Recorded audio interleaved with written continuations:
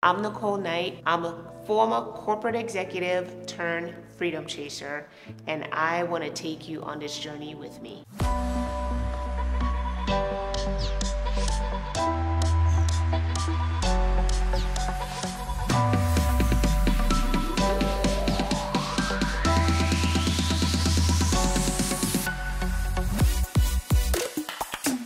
At the top of this year, I had an incredible opportunity to take a trip to Bali.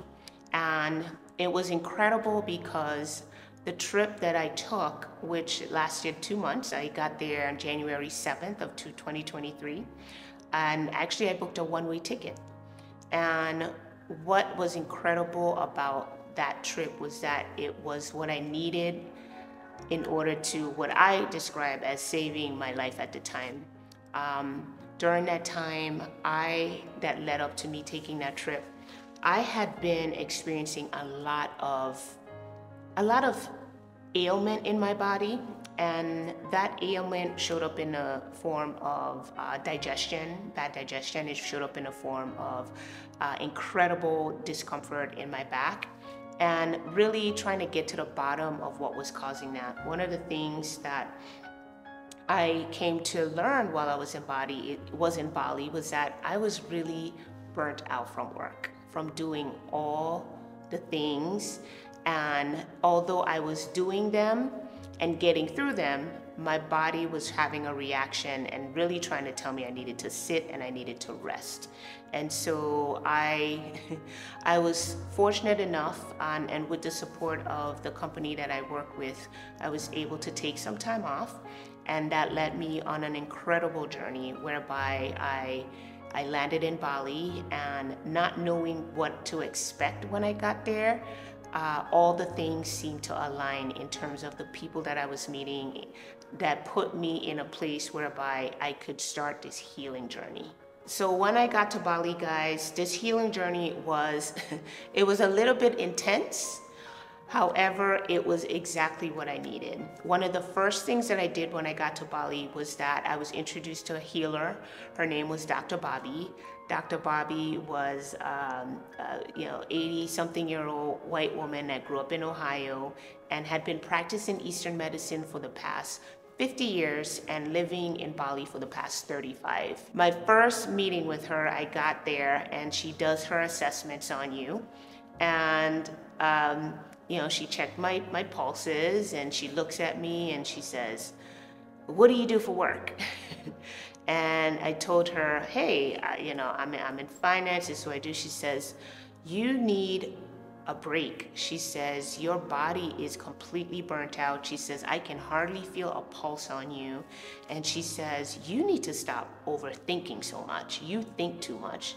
She says, "Whatever you do is causing you to be in a place of not being able to be still."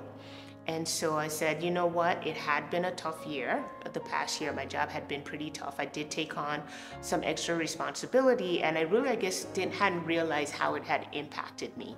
And so she says, "Well, we're gonna get you straight." And so this was one of the first persons that I met, and I had acupuncture treatment with her, which was a pretty intense treatment. I think Dr. Bobby's treatments lasted, an hour and a half to 2 hours. And she also uses a technique where she lights the pins that are on you in order to generate more heat in the needles in order to get to the parts of you that need the healing the most.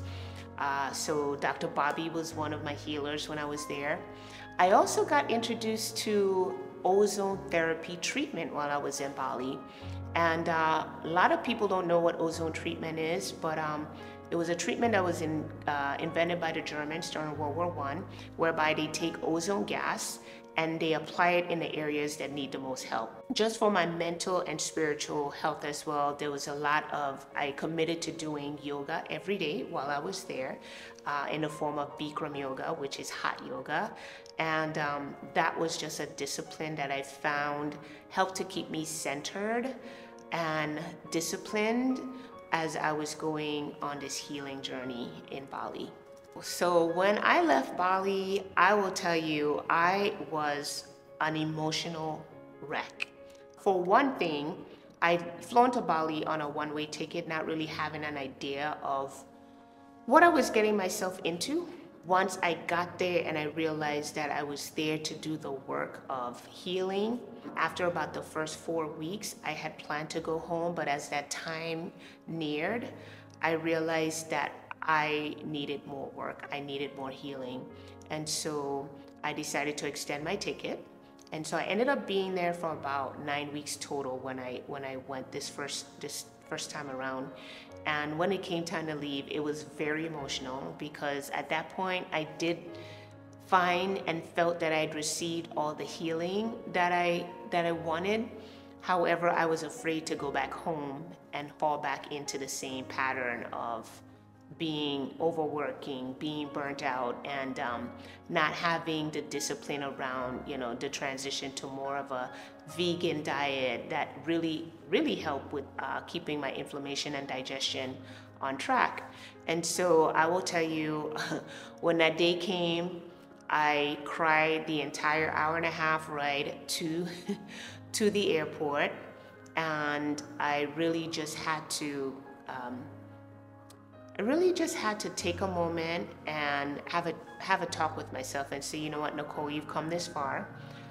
You are better, and you'll be fine when you get back home. So it was very emotional because I did feel that I got a lot of the healing that I needed. However, I was afraid to come back into the environment that had made me sick in the first place. There were an incredible amount of takeaways from having that time to myself in Bali. I actually was able to journal a bit while I was there, so that when those moments of clarity and learnings came, I took notes on those. Being in that space really allowed for the distractions to completely fade away, and I was able to sort of like hear my inner voice again, and realizing that with all the distractions that we have going on, being in the US, a lot of times we don't have a moment to hear our own thoughts. There's social media, there's television, there's this, it's that. A lot of people have a hard time figuring out how to disconnect. And that was probably the #1 lesson that I got just reintroduced to in Bali, because people are so present in Bali. They really embrace every moment of the day, and they are present in everything that you're doing. So a lot of what I felt in Bali was the energy of the place, the energy of the environment, the energy of the people. And it really sort of kind of rubs off on you. And so that was also a very welcomed experience, where people are just happy to wake up in the morning and they may not have all the extravagant things that we have here in America, but they are just such a grateful people, such a happy people, such a thankful people. A lot of what they do is they make offerings to their gods maybe 2-3 times a day. So it was just very interesting to be in that environment where people are just happy, genuinely happy.